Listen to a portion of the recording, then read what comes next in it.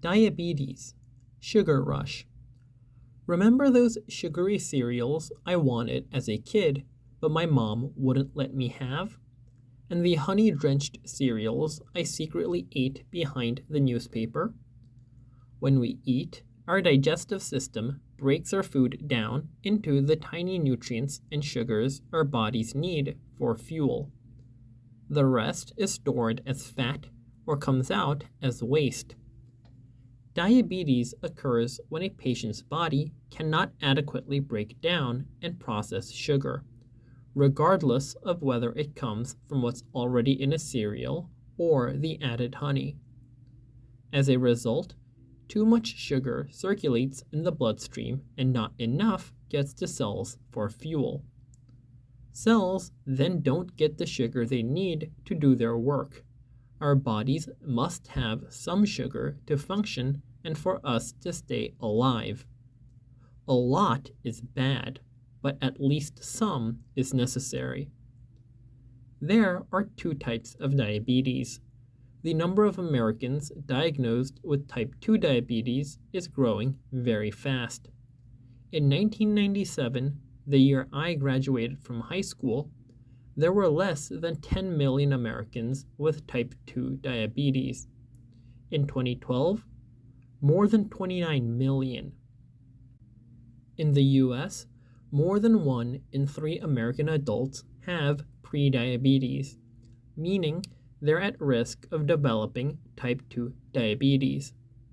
The good news is that with different choices, like what we eat, many prediabetics can avoid developing type 2 diabetes. Type 1 diabetes affects as much as 1.25 million Americans, and although they share a name and are somewhat similar, type 1 and type 2 diabetes are distinct challenges. In people with type 1 diabetes, their body's immune system attacks the insulin-producing cells within the pancreas. Insulin is necessary to our body's ability to transfer sugar or glucose from the bloodstream into the billions, or as adults, trillions of cells that need it to function and keep us healthy. Over time, type 1 diabetes, if not treated, can lead to heart disease, kidney damage, eye damage, nerve damage, and foot damage, sometimes so severe the foot needs to be amputated. One symptom of type 1 diabetes is being constantly thirsty and having to pee all the time. This is because the body is trying to rid itself of extra sugar however possible. Additionally, people with undiagnosed type 1 diabetes are often really hungry because their cells are struggling to get the sugar their bodies cannot process due to a lack of insulin. Their bodies are telling them to eat more in the hopes of getting more sugar, but it doesn't work. And even with eating more, type 1 diabetics who don't know that they're diabetic often lose weight and feel exhausted because of a lack of sugar as cellular fuel.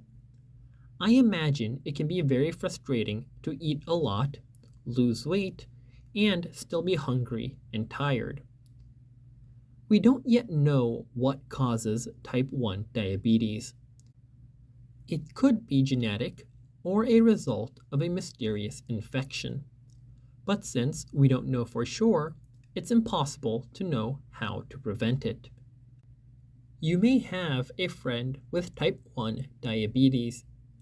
Most people with type 1 diabetes are diagnosed before they turn 14, though adults can get type 1 diabetes too. Once someone develops type 1 diabetes, it lasts forever, because there is no cure, at least not yet, and people with type 1 diabetes must inject or pump insulin into their bodies every day. The good news is, this type of treatment means they likely can lead a full life and avoid the scary complications listed above. Type 2 diabetes occurs when the pancreas makes some insulin, but not enough for the body to function well. Or when there is enough insulin, but the body cannot use it effectively to process sugar. People with type 2 diabetes feel tired, feel the need to drink a lot of water and other fluids, and also need to go to the bathroom often. Historically, type 2 diabetes was known as adult onset diabetes, as it occurred mainly in adults who were overweight. It almost always was diagnosed in adults over 45, mainly those over 65. But this has been changing. As more children are overweight, more kids are at risk for and are getting type 2 diabetes.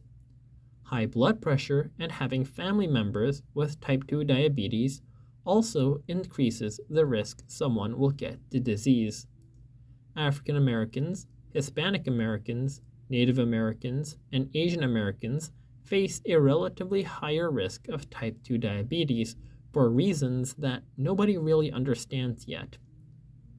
While there is also no cure for type 2 diabetes, adults and children with type 2 diabetes do not always need insulin shots or an insulin pump. Like with type 1 diabetes, the precise cause of type 2 diabetes is unknown. However, we do know more about how to prevent it because we know what many of the main risk factors are. Many type 2 diabetics can control their disease with a mix of medicines, a healthy diet, and regular exercise, which may help reduce some of the chances of heart disease and strokes too. Someone helping her family make healthier and tastier choices is Haley from Arizona.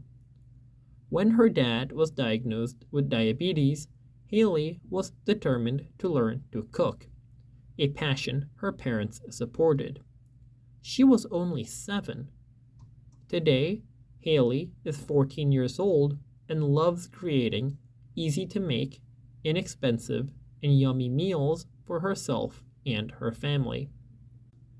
And through exercise and diet, particularly Haley's healthy meals, her dad's health has improved, and he's managed to control his diabetes.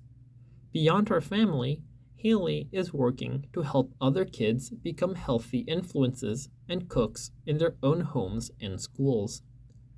She's even trying to make vacations healthier.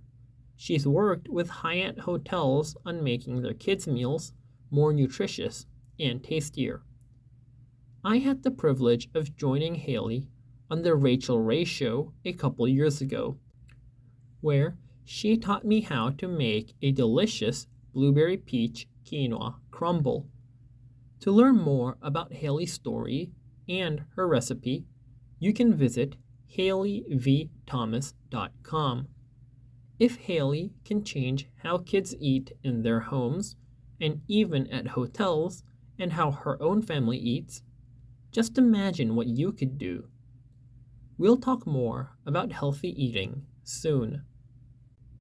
Helping parents, grandparents, and friends eat a healthy diet, get regular exercise, treat high blood pressure, and avoid tobacco.